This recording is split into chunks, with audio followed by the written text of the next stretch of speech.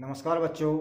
आज मैं आपको कक्षा 9 में कैदी और कोकिला नामक जो हमारी कविता है उसको पढ़ाने जा रहा हूँ, जिस कविता के लेखक माखनलाल चतुर्वेदी जी हैं।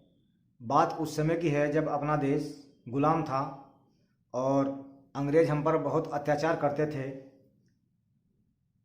अच्छे लोगों को जेल में ठूंस दिया जाता था।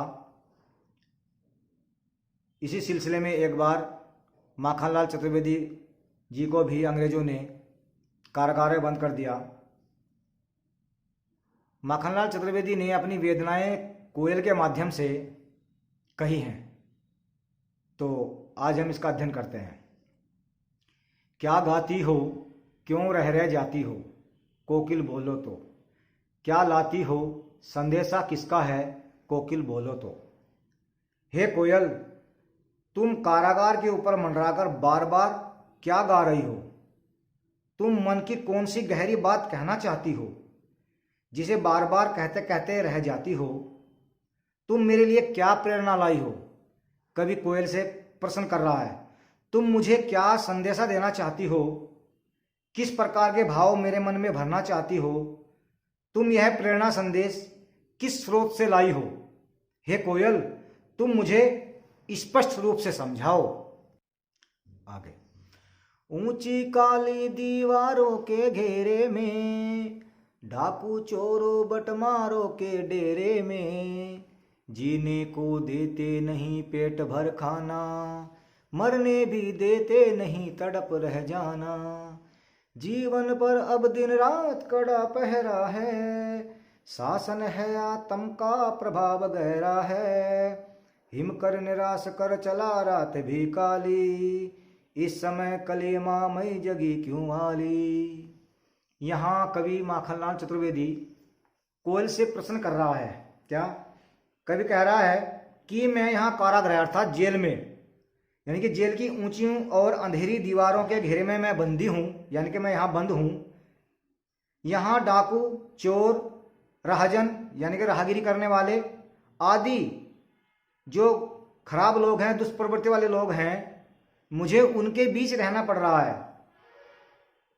यहां जीवन निर्वाह के लिए पेट भर भोजन तक नहीं मिलता। यहां तो मरने तक की सुविधा नहीं है, अर्थात ये लोग मरने भी नहीं देते। ऐसा नरक भरा जीवन जीते हुए भी हमें विवश होकर कष्टपूर्ण जीवन जीना पड़ रहा है।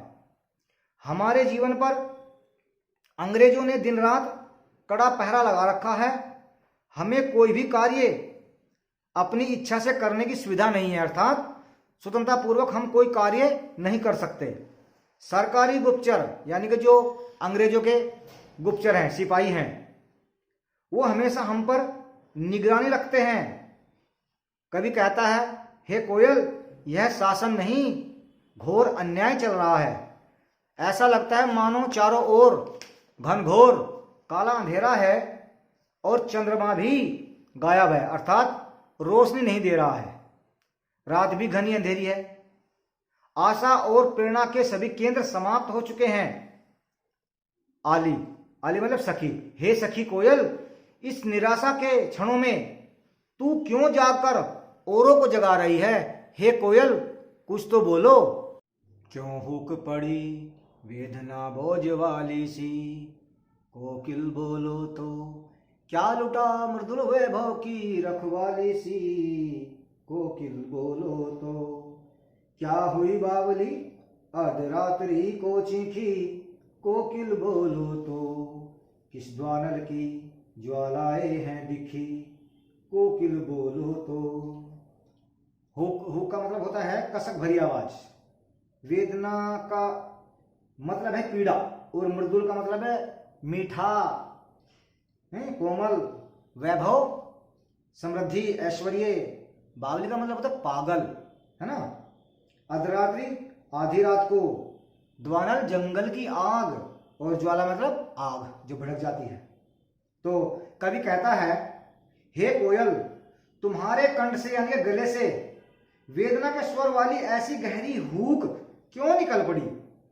तुमने ऐसा क्या देख लिया? तुम्हारा ऐसा क्या लुट गया? तुम्हारा कंठ यानी गला इतना कोमल और मधुर है, मानो तुम्हें ईश्वर ने संसार के हर मधुर वैभव की रक्षा करने का दायित्व सौंपा हुआ है। तुम बताओ फिर तुम्हारे स्वर में यानी कि तुम्हारी आवाज में इतनी वेदना क्यों है, इतनी पीड़ा क्यों है? कवि कोयल से पूछता है, हे कोयल, तुम इस आधी रात को क्यों चीख रही हो, क्यों शोर कर रही हो? क्या तुम पागल हो गई हो? तुमने किस जंगली आग को देख लिया जिसकी ज्वाला से डरकर अचानक इतना जोर से चिल्ला पड़ी हो? हे कोयल, कुछ तो बोलो। क्या देख न सकती जंजीरों का गहना, हथकड़ियां क्यों यह ब्रिटिश राज का गहना। कोल्लू का चर्रक चूं जीवन की तान, गिट्टी पर अंगुलियों ने लिखे गान। हूं मोट खींचता लगा पेट पर जुआं, खाली करता हूं ब्रिटिश अकड़ का कुआं। दिन में करुणा क्यों जगे रुलाने वाली, इसलिए रात में गजब ढा रही आली। यहाँ कवि सुमितानंदन पंत जो हैं वो कोयल से कह रहे हैं कि हे कोयल, क्या तू रात में ऐसे में ही इतना क्रंदन मचा रही है, इतना चिल्ला रही है, इतना चीख रही है क्योंकि तुझे हमारी बेड़ियां पसंद नहीं है। तू इसे बंधन की बेड़ियां समझकर अप्रसन्न हो रही हैं, किंतु हमारे लिए ये हथकड़ियां नहीं हैं, अपितु अंग्रेजी राज द्वारा दिए गए आभूषण हैं जो हमारा श्रृंगार कर रहे हैं, हमारा गौरव बढ़ा रहे हैं। हमने जेल के इन शींचों को अर्थात जेल को स्वयं क्या किया है, स्वीकार किया है। इसलिए हमें ये जो हथकड़ियां हैं अंग्रेजों की दी हुई, ये गहने के समान लगती है, आभूषण के समान लगती है। हमारे लिए तो कोल्लू की चर्रक चूं जो आवाज निकलती है ना कोल्लू चलने पर, वो जीवन का संगीत बन गई है। हमें उसमें रस आने लगा अर्थात आनंद आने लगा है। हम पत्थर कंकड़ अपने हाथों से तोड़कर मानो आजादी अर्थात स्वतंत्रता के संघर्ष का गीत अपनी उंगलियों से लिख रहे हैं, क्योंकि वहां हथौड़े से पत्थर तोड़ने की क्रिया हमारे भीतर ये प्रेरणा प्रदान करती है, ये उत्साह हमारे अंदर जगाती है कि हमें एक दिन क्या होगा, अंग्रेजों से आजादी मिलेगी, ऐसा हमको आभास होता है। मैं कोल्लू का जुआं अपने पेट पर बांधकर इसे खींच रहा हूं, चला रहा हूं। इस क्रिया को करने से मैं लगातार अंग्रेजी शासन के जो अकड़ है उसको खाली कर रहा हूं, अर्थात यातनाएं सहकर अंग्रेजों के सामने अपराजित रहकर उनकी अकड़ को ठंडा कर रहा हूं। ठीक है?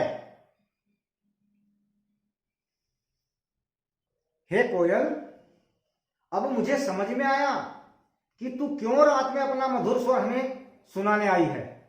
तू जानती है कि दिन का समय घोर यातना, संघर्ष और परिश्रम का समय होता है। उस समय न तो मधुर आवाज का कोई अर्थ है, न करुणा का। उस समय तो असीम साहस की आवश्यकता होती है। इसलिए तू रात में दिन के परिश्रम से उभर आए घावों पर मरहम लगाने आई है। ठीक है? बहुत बहुत धन्यवाद।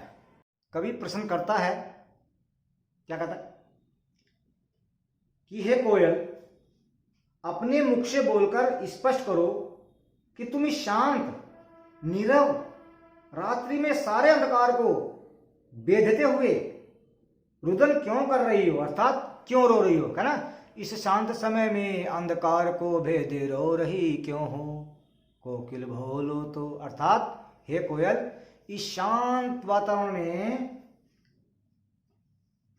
तू इस रात्रि में सारे अंधेरे को चीरती हुई क्यों रो रही है, क्यों क्रंदन मचा रही है? तुम्हें क्या दुख है? तुम अपनी वेदनामय अर्थात पीड़ा भरी आवाज जो है उससे हमारे हृदय में विद्रोह पैदा क्यों कर रही है?